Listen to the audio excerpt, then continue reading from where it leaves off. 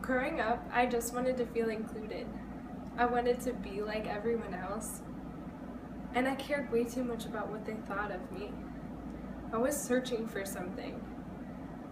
I was searching for happiness. And one way that I found this happiness was through relationships. I would chase after guys, but this only left me in abusive, both emotionally and sexually abusive relationships. I wanted to fill this void, but I was only left even more empty and unhappy. However, through all of this, I was surrounded by Christian friends. And even though I didn't grow up in a Christian family, they still loved me and cared for me in ways that are unimaginable.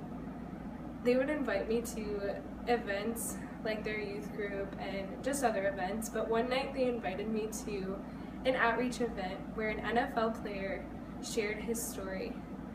And his story aligned so much with mine that I started to understand what he was talking about when he started talking about God's grace and God's mercy.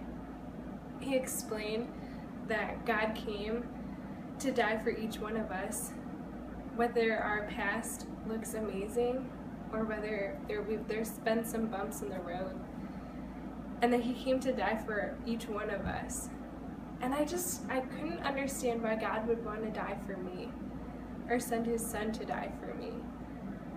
I didn't think that I deserved that. I didn't think that I deserved the love and forgiveness that God gives.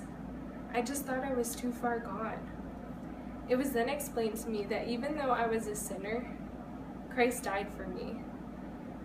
And he died in my place. He died for not only me, but my sin. And that in that instant, I was forgiven. And I truly, truly understood the gospel.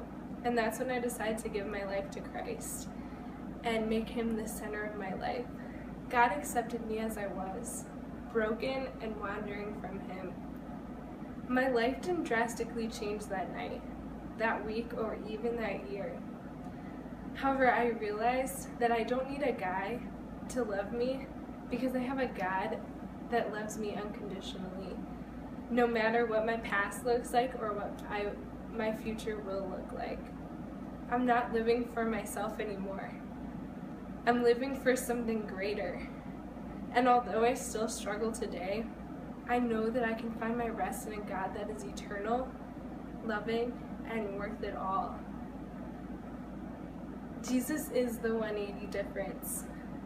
I went from searching to being accepted.